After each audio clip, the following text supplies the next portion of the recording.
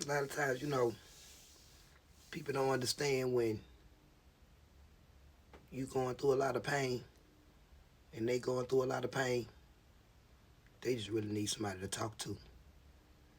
And at that time, I wasn't no little girl. I was a teenager. And I knew when a man needed somebody to talk to. He would tell me about the times his daddy would beat on him. He would jump on his mama.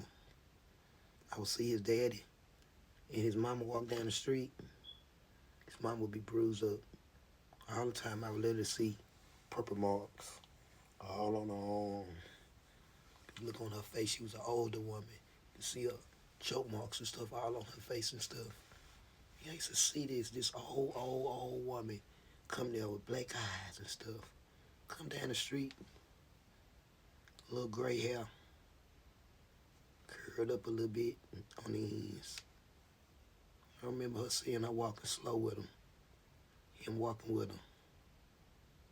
Sometimes he'd be walking way faster than her. Come on, tell him to come on. She'd be still walking. A lot of times he'd walk by himself. He would stop by there, talk to me, talk to my sisters, tell us about all the troubles that his son and his wife was putting him through and how they was making him feel.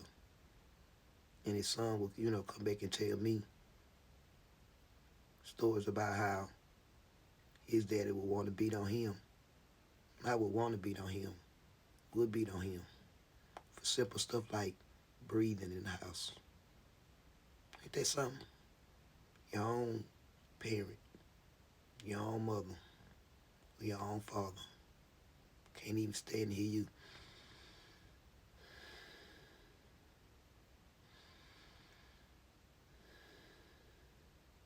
Breathe in the house. It was sad. I connected with him because of his pain. Because, see, I was going through that same thing. I was in one of them houses. My mom and daddy could not even stand to hear me breathe. So that's why I say he was my friend. That was my friend. He was going through what I was going through. I was one of the child that used to get hit on and beat on. He was getting hit on and beat on. So when he would go out in that yard and do karate, I was out there looking. Thought I was going to be Bruce Lee one day. Y'all better leave me alone. I was going to get him out in the house. But, but it was the truth, though, y'all. Y'all know how, it was honest to goodness truth. I didn't know at the time that the Bruce Lee that I was looking at, he wasn't going out to protect people. He wasn't going out here to fight the bad people. He was actually one of the bad people. Sad to say that, when I would think about all the times he would tell me about his daddy jumping on him and beating on his mama and jumping on him. He never seemed like a bad guy to me.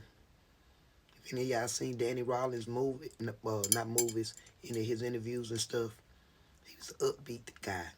That's why I never mind going down there to watch him, or if he stopped by there to speak while we was walking down the street. I never mind talking to him.